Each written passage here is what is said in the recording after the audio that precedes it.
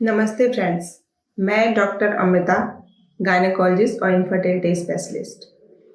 मैं अपने चैनल के माध्यम से आपको अवेयर कराऊंगी महिलाओं के हेल्थ से जुड़ी कुछ ऐसी बातों से जिसको जानकर आप अपने हेल्थ को इम्प्रूव कर सकती हैं। आज मैं आपको बताऊंगी कि अगर आप प्रेगनेंसी के लिए प्लान कर रही हैं तो आपके माहवारी चक्र का वो कौन सा दिन है जिसमें आप और आपके हस्बैंड साथ रहें तो प्रेगनेंसी होने के सबसे ज़्यादा चांसेस रहेंगे। इसके विपरीत अगर आप प्रेगनेंसी नहीं चाहते हैं तो इन दिनों में संबंध ना रखकर आप अनचाहा प्रेगनेंसी और गर्भपात से बच भी सकते हैं। इस चीज़ को समझने के लिए सबसे पहले मैं आपको समझाऊंगी कि प्रेगनेंसी होती कैसे है। तो चलिए इस छोटे से डायग्राम से हम समझते हैं कि प्रेगनेंसी कैसे होती है। इस डायग्राम में ये योनि है, ये योनि मार्ग है, ये पूरी बच्चेदानी है, ये बच्चेदानी का मुख है, ये बच्चेदानी की कैविटी है, ये दोनों तरफ ट्यूब लगा हुआ होता है बच्चेदानी से, और ये दोनों तरफ अंडाशय है जो और अंडाशय भी बच्चेदानी से जुड़ा होता है।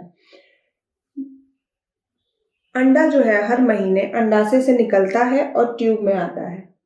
यहाँ पे जब शुक्राणु योनि से होते हुए बच्चेदानी के यहाँ पे एक छेद होता है मुख पे, उससे होते हुए ये मैंने एरो से दिखाया हुआ है कैविटी में आते हैं, और जहाँ पे ये ट्यूब बच्चेदानी से जुड़ा होता है वहाँ भी दोनों तरफ छोटे छोटे छेद होते हैं, उससे शुक्राणु जो है वो भी आ जाता है ट्यूब में। दोनों अंडा और शुक्राणु ट्यूब में मिलते हैं और भ्रूण बनता है, और ये जो है भ्रूण जो है वो ट्यूब से फिर कैविटी में आ जाता है और कैविटी के दीवार से चिपक जाता है, और ऐसे हो जाती है प्रेगनेंसी।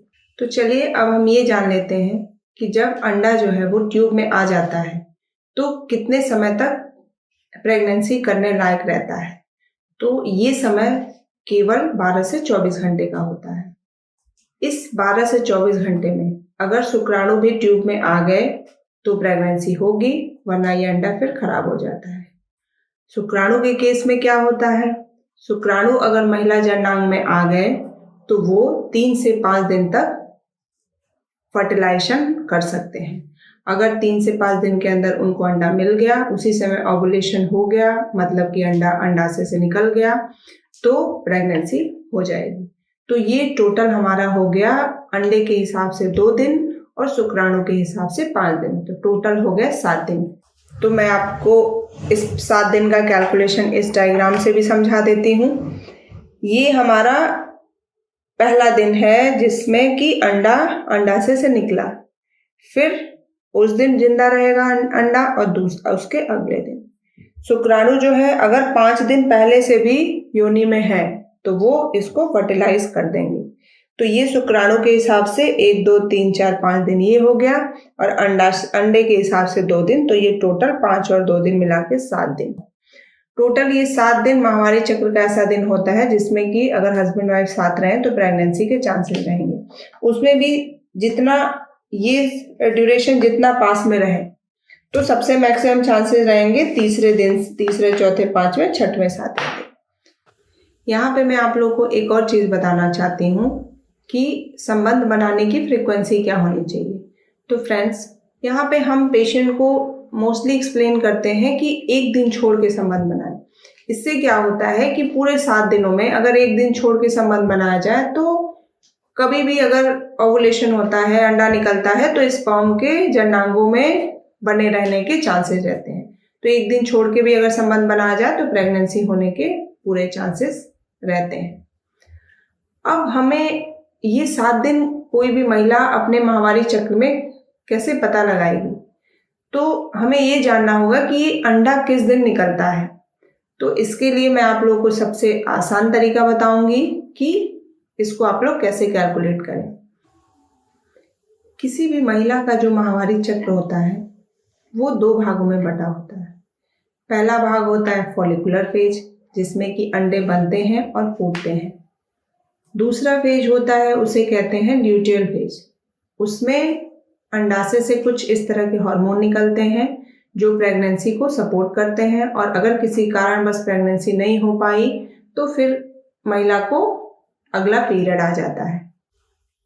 अब इसमें सबसे इंटरेस्टिंग और सबसे इम्पॉर्टेंट बात, अभी तक मैंने आप लोगों को जो भी बताया उसमें सबसे इम्पॉर्टेंट लाइन ये है कि जो ये लास्ट का ल्यूटियल फेज होता है वो हर महिला में फिक्स होता है और 14 दिन का होता है, और जो शुरू का फेज होता है वो वेरिएबल होता है।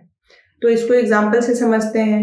अगर किसी महिला की माहवारी का जो लेंथ है वो 30 दिन का है, मतलब कि अगर उसको पीरियड 1 जनवरी को आता है फिर 30 जनवरी को आता है, तो जो लास्ट का फेज है ल्यूटियल फेज वो 14 दिन का ही रहेगा, और जो शुरू का फेज हो गया वो 16 दिन का हो जाएगा, वो फॉलिकुलर फेज होगा। मतलब कि हम 30 में से 14 माइनस कर देंगे तो बचा 16 दिन। इस 16 दिन का जो लास्ट दिन है मतलब 16वां दिन, उस दिन अंडा निकलता है।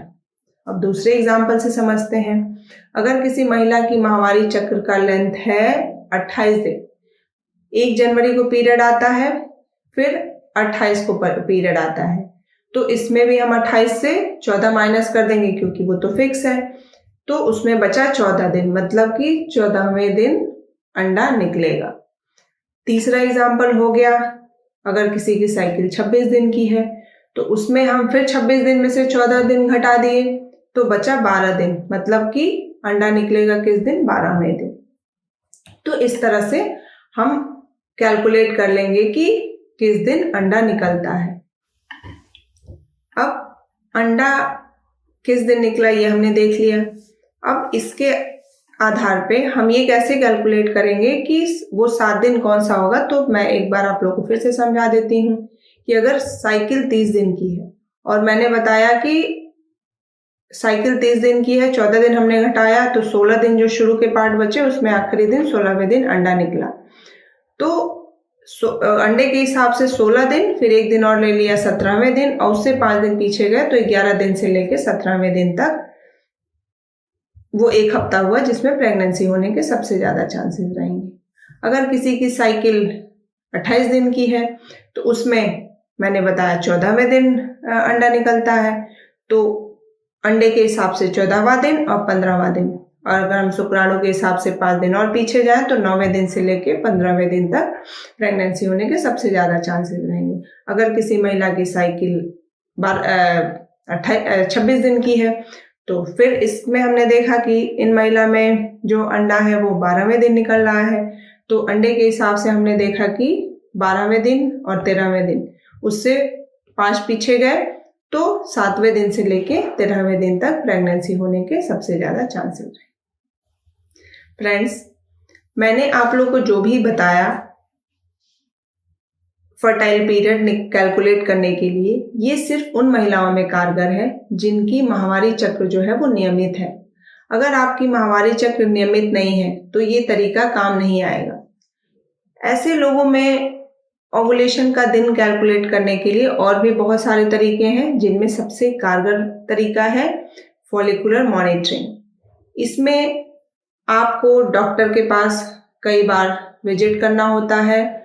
इसमें हम अल्ट्रासाउंड से देखते हैं कि अंडा कैसे बन रहा है, कैसे ग्रो कर रहा है और कब अंडाशय से फूट रहा है, और उस हिसाब से हम संबंध बनाने के लिए पेशेंट को बताते हैं।